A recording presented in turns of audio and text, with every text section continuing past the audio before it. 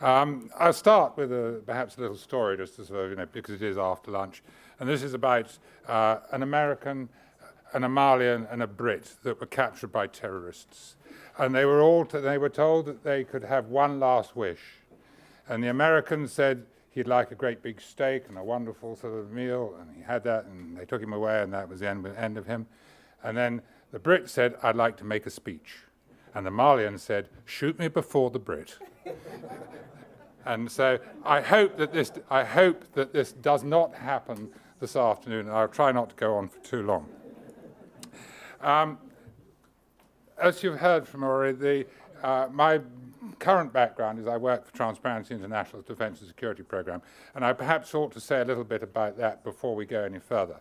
Transparency International, the head office is based in Berlin and covers a number of countries in the world. There are chapters in about 100 different countries. The Defence and Security Programme is based in London, although it is an international group, and its responsibility is purely and only issues of defence and security. So what we look into is issues that affect police, security services, military and defence industries and defence companies. And so that, I won't go into a long sort of preamble, but that is a sort of general background to it.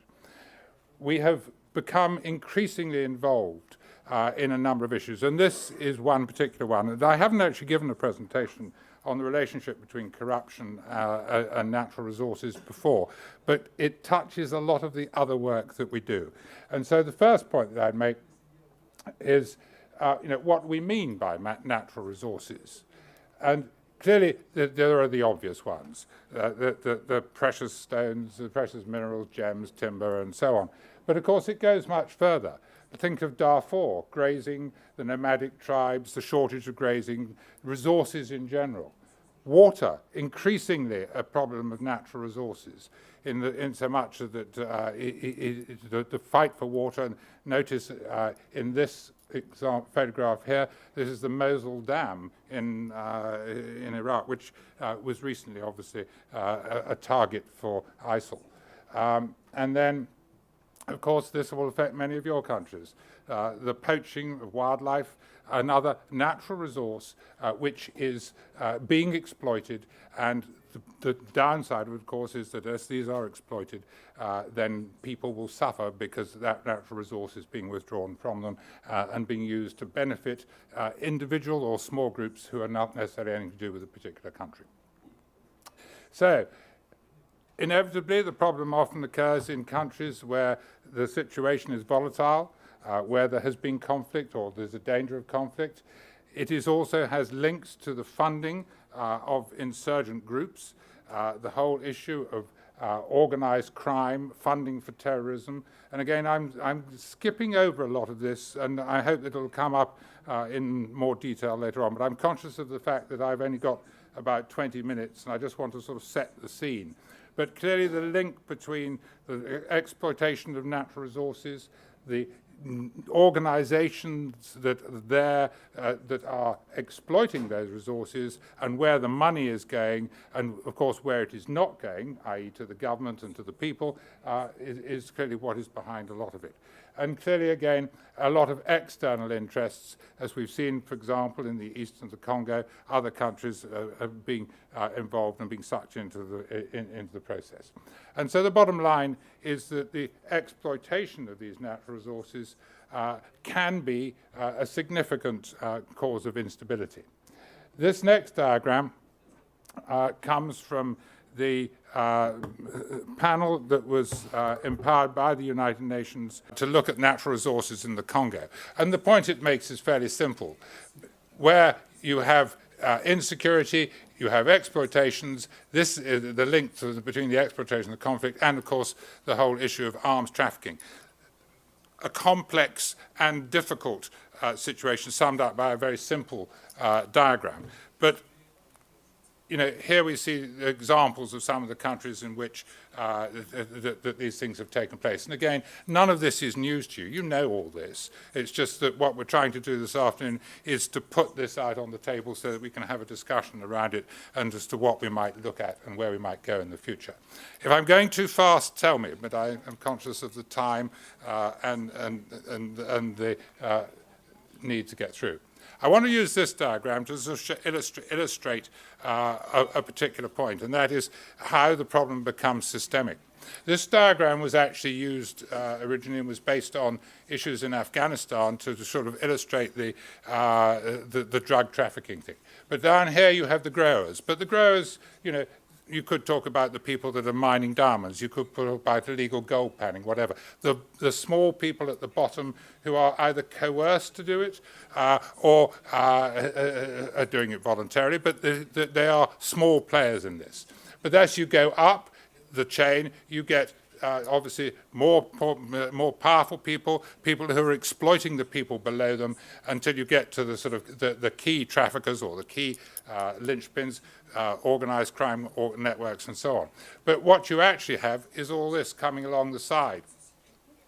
The involvement of local security forces, particularly of the police, who have no alternative, because often they are underfunded, don't have the resources they need, can't necessarily provide for their families, have the standard of living that they would hope to have just to live a normal life, and so they become part of the process, and this is how it becomes systemic.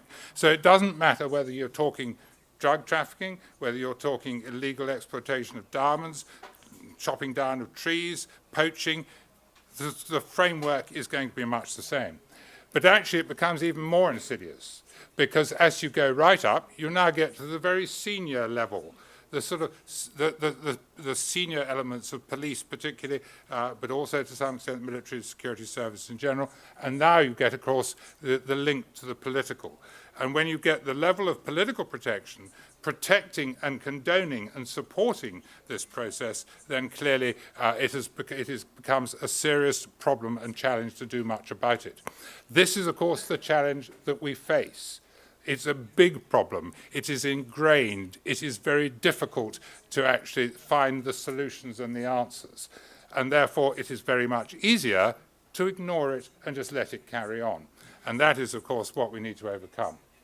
So there we just see, using the narcotics example, the sort of framework of how the problem becomes systemic. This is a transparency slide, and it's a bit difficult to read, but it doesn't matter too much, because I'm just going to make a point. This is one of our little menagerie. This is the conflict snail. And the conflict snail is purely there to illustrate, in a fragile state, you have a lot of opportunity for exploitation. Look at Sierra Leone. Look at Liberia. I mean, there are plenty of examples. As that exploitation increases and the corruption within the whole system becomes more dominant, then the situation may well become increasingly unstable. It could well then, as it would say on here, if you could see it better, slip into conflict. And as it goes into conflict, there are more opportunities for corruption, more opportunities for exploitation.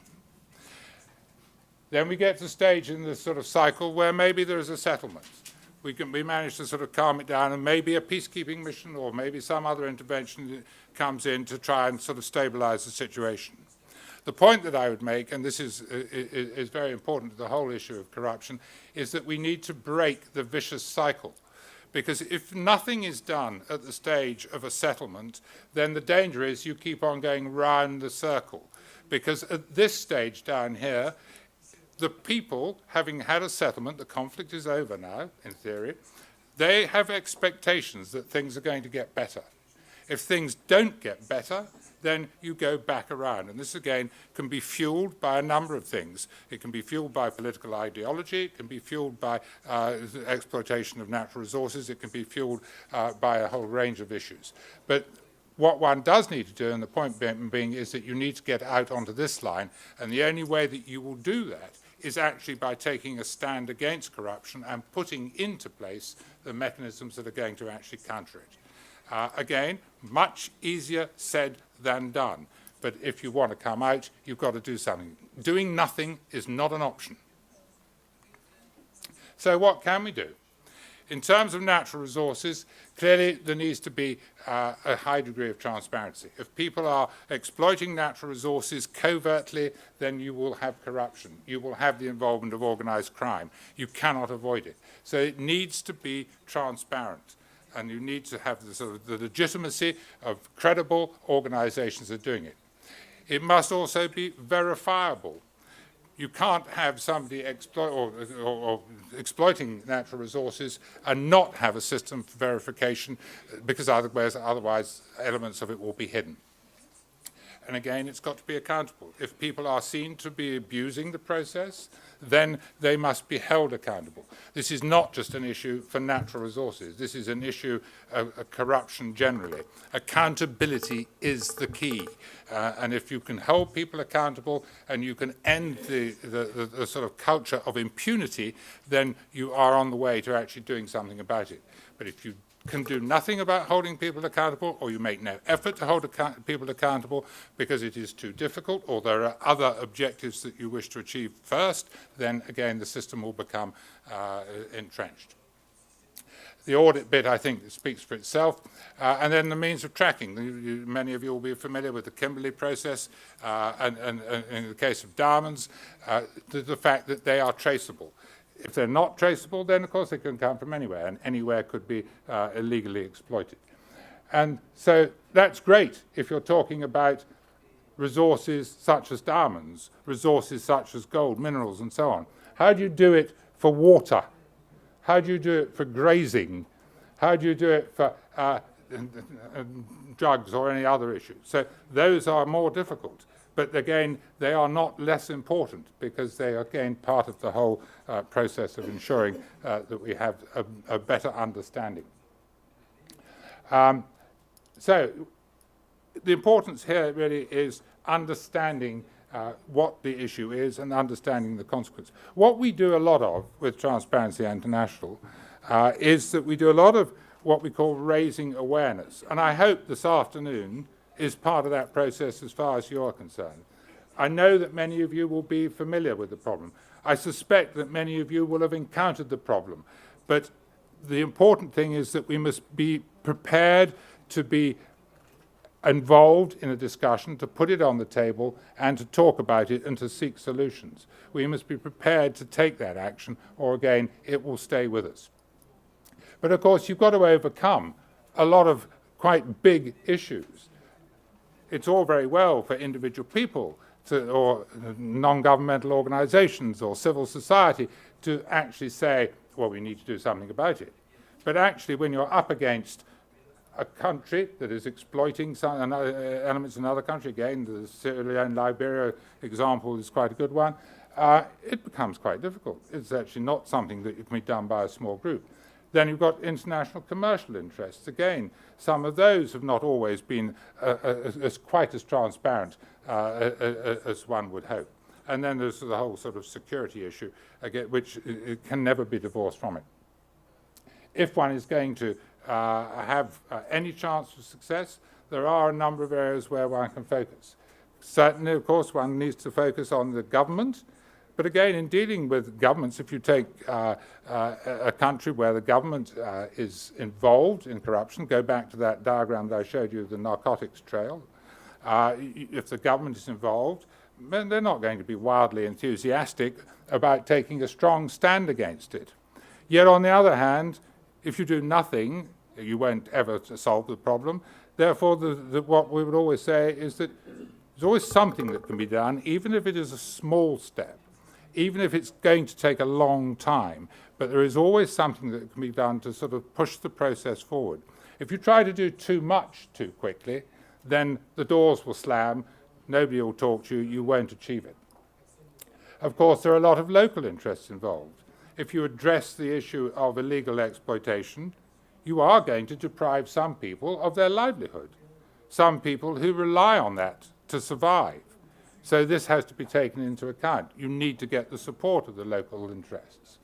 Of course, there are criminal interests involved who may be so opposed to it that they may actually take sort of quite robust or violent action, particularly if they are also part of or wrapped up with a government that is corrupt. And then, of course, you've got the whole issue of the funding for insurgent groups. Again, if we wind up involved in a battle against that, then it becomes a different issue altogether. But what we are saying is, although I'm focusing on the corruption side rather than the natural resources side, and I'm sure Dr. McPherson will come more on the natural resources side, but it doesn't matter whether we're talking natural resources, whether we're talking any issue, but the issue is the need to address and attack corruption, the need to achieve accountability. One of the things that we've done, and this is something that I had hoped, but I don't know, Louisa, did the pamphlets ever arrive? They're en route. This picture at the bottom is the cover of a pamphlet that Transparency produced very recently. There are copies en route to you. I had hoped to give them today. Hopefully they'll arrive before the end of the course and they'll be given to you. But what we have done is that we have recognized, or we are trying to sort of raise awareness that the fact there is very little guidance for senior leadership, whether you're talking peacekeeping missions or you're talking in the national context, there's very little guidance that currently exists on how to address issues of corruption. And this is just a sort of a quote from it, but essentially that if you don't have that guidance, and people do not have that guidance, you are not going to be able to develop a coherent approach to actually doing it. It won't just drop off the wall. It isn't something that will just happen without a lot of effort. And therefore, in the handbook that you will receive a copy of, but if you want to see it in advance, it is on the Transparency International Defence Security Programme website, and you can find it there. But it attempts to give guidance to senior leadership. It also, one of the more interesting aspects of it, it talks about the pathways to corruption, and amongst which there are 10 of them, amongst which one of those clearly is the illegal exploitation of natural resources. And so I would suggest, and I would ask you when you get it, to have a look at it, because in addition to providing that sort of guidance, it also goes into some of the underlying problems about how you get the sort of the political with the political sort of process within countries, and how that develops into sort of corrupt sort of society. So what can we do for the future?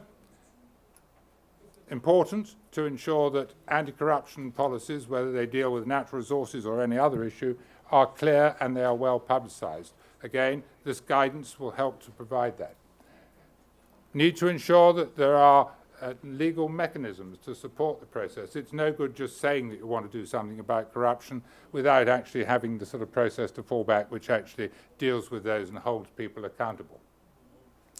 And there need to be mechanisms of reporting issues and to making sure that any infringements of the rules are dealt with and reported, and something happens about it. Because if nothing happens, then people can't be held accountable. We do quite a lot of work on raising awareness, as I already alluded to, particularly in terms of trying to ensure that people understand the codes of conduct that apply in whatever sort of circumstance one's talking about. But there are a lot of sensitivities. We cannot avoid that. There are a lot of criminal interests that are going to be involved in this, and the solution to it, or the answer to it, will only come if one has a coherent and a comprehensive approach to it.